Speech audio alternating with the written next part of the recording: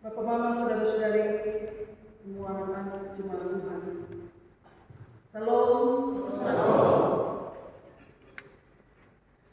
Kalau kita dapat mendeskripsikan tentang kasih Tuhan, maka seperti apa Bapak Mama akan menyebut atau menguraikan satu-satu tentang kasih Tuhan? Bisa jadi Bapak Mama akan menyebut kasih Tuhan itu ajaib, seperti pujian Mama Vicky tadi. Kasih Tuhan itu besar, luas, dalam, tak terjangkau oleh akal manusia. Seperti melihat air berubah menjadi anggur. Pikiran manusia terlalu terbatas untuk bisa memahami bagaimana air itu berubah menjadi anggur. Seperti memahami bagaimana lumpur itu mencelingkan mata orang buta. Terlalu dangkal kita bisa memahami kasih Tuhan, selain daripada mendeskripsikan satu demi satu bahwa kasih itu besar, ajaib, luas, luar biasa, dan lain sebagainya. Merenungkan firman Tuhan tentang disabilitas, saya punya dua ilustrasi, Bapak-Ibu.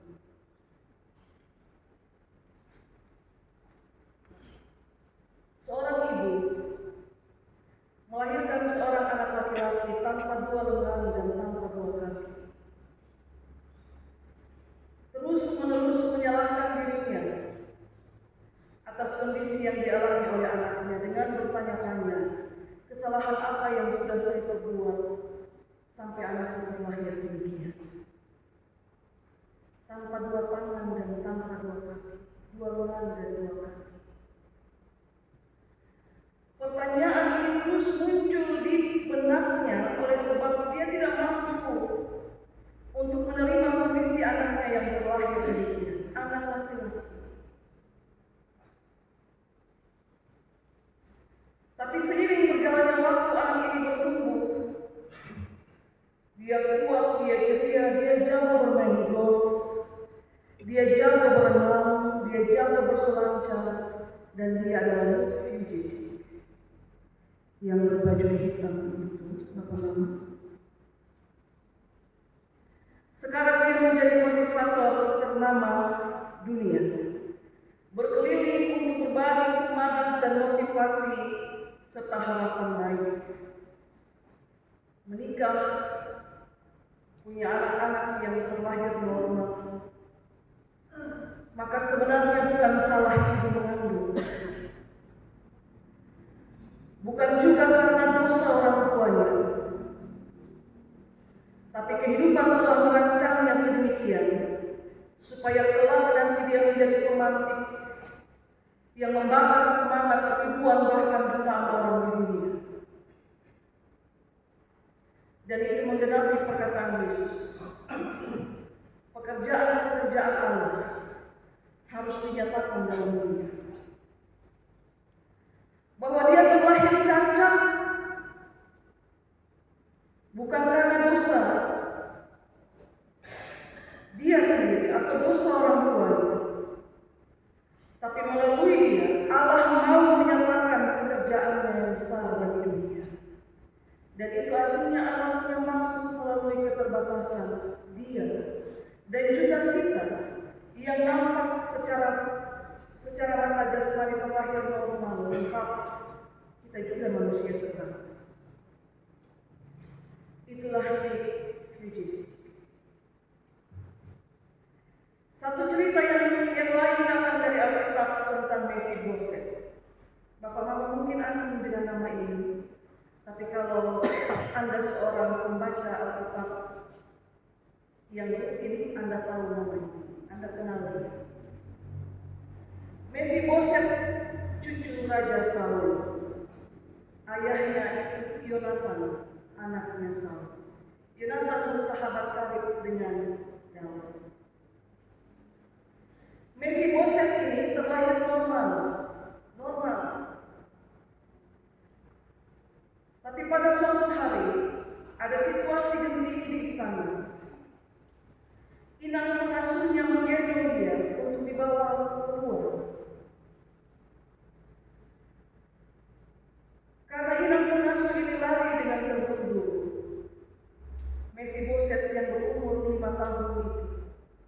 terjatuh dari genggamannya, dan kakinya timpang, lumpuh dia.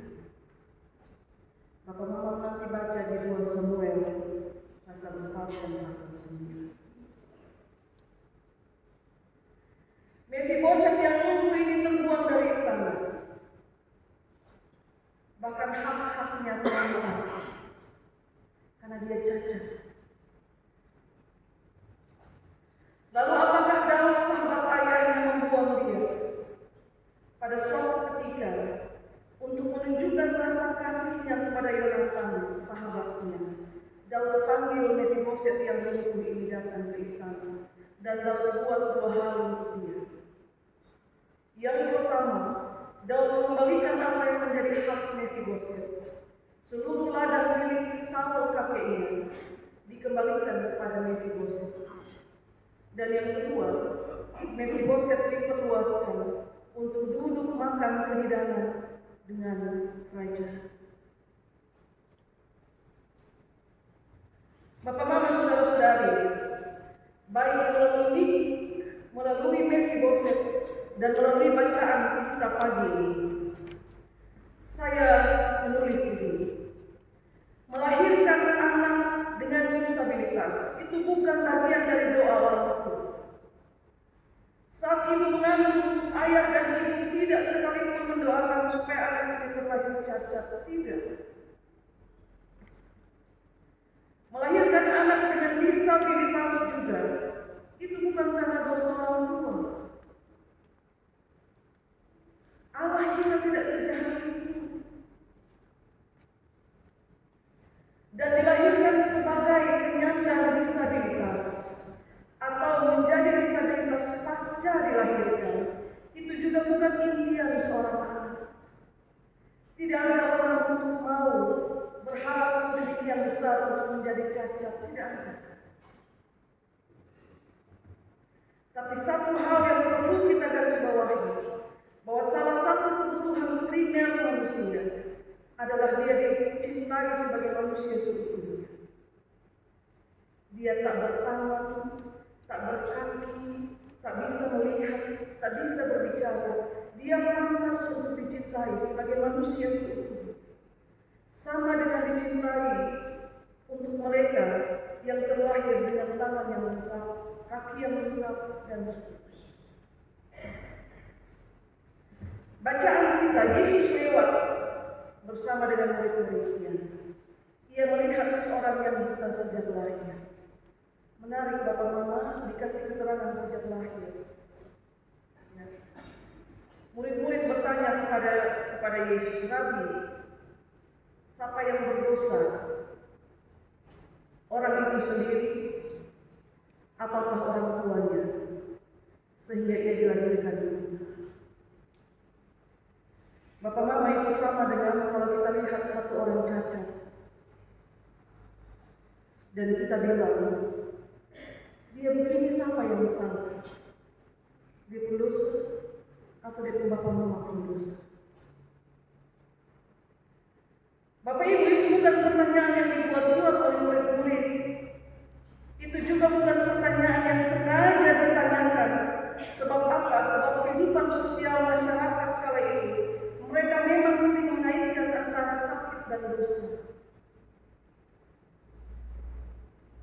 Yesus berkata beberapa penyakit disebabkan oleh dosa, tapi kita berfokus pada konteks bacaan ini.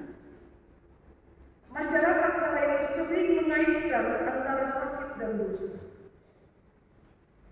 dan juga mengaitkan antara kecacatan fisik dengan dosa, baik dosa orang yang mengalami maupun dosa orang lain. Lalu apa jawaban Yesus? Silakan satu orang baca ayat yang ketiga. Jawab Yesus, bukan dia dan bukan juga orang tuanya, tetapi karena pekerjaan-pekerjaan Allah harus dinyatakan kepadamu. Terima kasih Kak Sinta. Ini orang buta sejak lahir.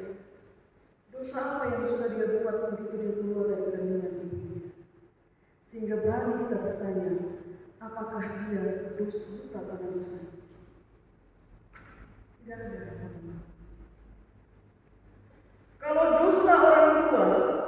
menjadi penyebab disabilitas anak, maka betapa mudahnya dunia menghakimi hanya dengan melihat kondisi fisik anak yang dilahirkan. Saya sederhanakan bahasa ini Bapak Mama.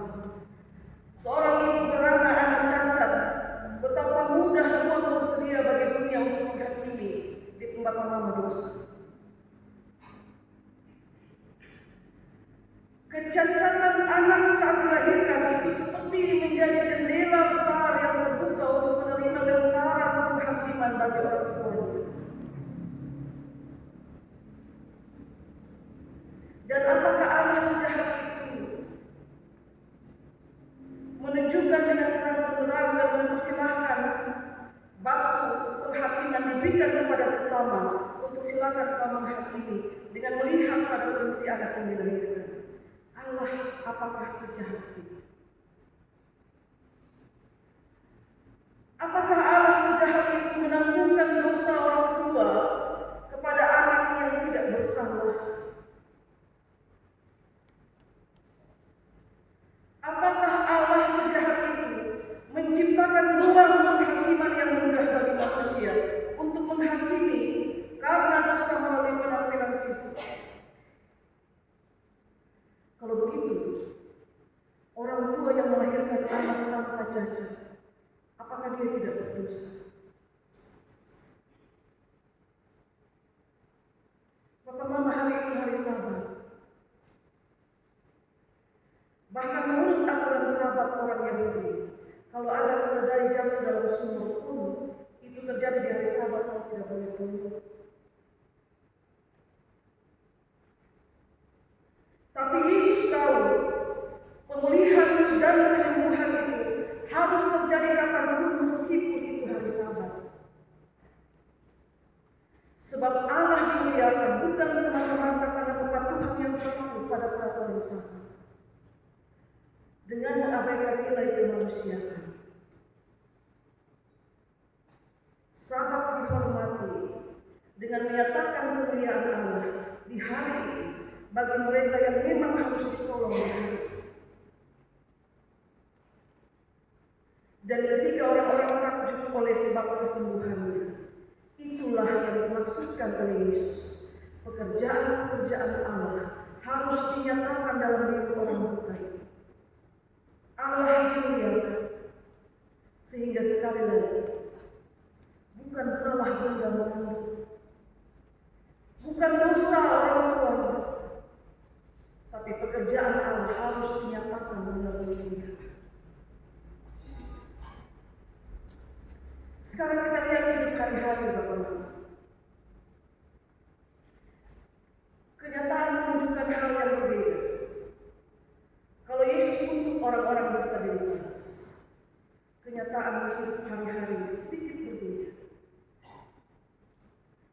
Praktek bullying itu marak dialami oleh anak-anak dan lebih umum oleh orang-orang dengan disabilitas.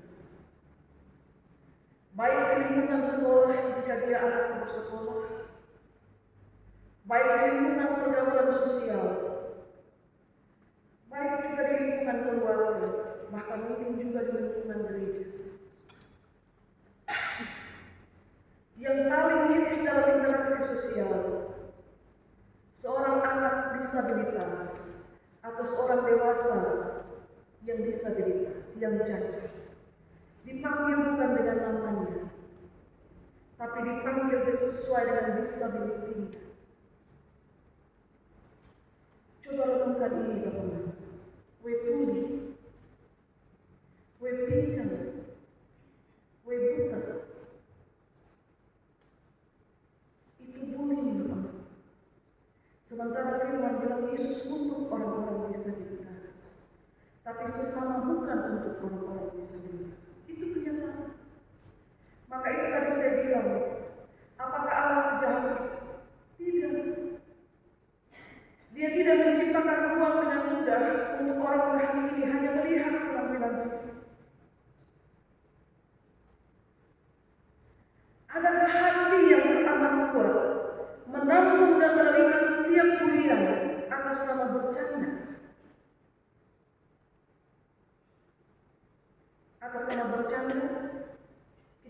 tangan bengkok, kaki bengkok, mata bengkok, telinga bengkok.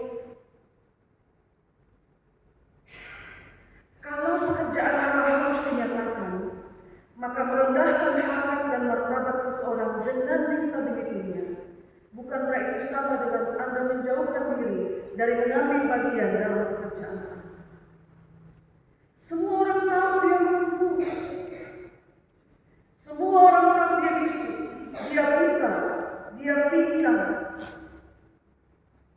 Tapi itu bukan dia nama. Itu bukan dia nama. Dia orang tua mau dia baptis di gereja itu dengan nama yang diuraikan, menjadi milik pustakaan. Tapi jangan lahirnya dengan buta, tuli, pincang, mulut bengkok, dan lain sebagainya. Karena itu, Bapak Ibu saudara-saudari jemaat Tuhan, gereja sebagai rumah bersama ini mesti menolong anggota-anggotanya dalam hal ini untuk melihat semua manusia tanpa pengecualian apapun sebagai yang berharga bagi Tuhan, dan itu juga mesti dimulai dari anak-anak. Kita punya bangunan rumah ibadah, sudah ada fasilitas ramah disabilitas, disediakan jalan bagi disabilitas. Tapi jangan lupa di rumah dan di sekolah minggu, guru-guru sekolah minggu, anak-anak juga perlu diajarkan untuk melihat kemampuan disabilitas mereka sebagai saudara kandung dan bukan sebagai saudara tiri. Anak-anak tidak memahami kenapa temannya datang dengan jalan tidak seimbang. Kenapa tubuh teman saya tidak sama tinggi dengan saya? Kenapa mata teman saya begitu? Kita yang dewasa perlu memberikan penjelasan untuk melihat dia yang berbeda itu tidak sebagai saudara tiri, tapi dia saudara kandung persekutuan. Sehingga perlakuan yang diberikan, penghargaan yang diberikan harus terjadi tanpa diskriminasi. Cara menatap, cara berbicara, gestur tubuh. Kalau berbisik-bisik, hati siapa yang paling kuat untuk menerima? Bisikan dengan tatapan dan gestur yang merendahkan. Yesus ada untuk semua orang tanpa pembedaan fisik. Beberapa orang tua juga Yesus fisik. Dia malu karena anak terlahir cacat. Dibiarkan saja di situ, di rumah. Tidak ditampilkan kepada dunia, sebab martabatnya akan tercoreng karena melahirkan anak dengan disabilitas. Tapi kita diingatkan, Yesus untuk orang-orang disabilitas. Gereja sebagai persekutuan orang percaya berkewajiban untuk memberikan edukasi terus-menerus bagi warga jemaat tentang cara pandang terhadap anak-anak dan terhadap orang dewasa penyandang disabilitas, menghargai keistimewaan sebagai anak. Karena kalau kita sebut anak anugerah, maka terlahir normal atau terlahir dengan kekurangan, dia tetap anak. Karena kita sebut anak adalah anugerah, bukan anak normal adalah anugerah. Anak adalah anugerah. Dan dalam anugerah itu, saudara tahu, Yesus ada bersama, di samping, bahkan dia berdiam di dalam kelemahan, di dalam keterbatasan. Kenyataan membuktikan dalam beberapa kasus mereka dengan disabilitas punya sesuatu yang lebih daripada mereka yang terlahir dengan normal. Itu kasuistik. Maka bukan salahmu jika engkau terlahir cacat. Juga bukan dosa orang tua.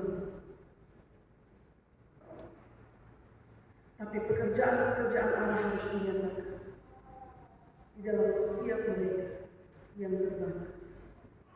Yang terbatas, Bapak. Tuhan berkati kita dengan firman. Amin.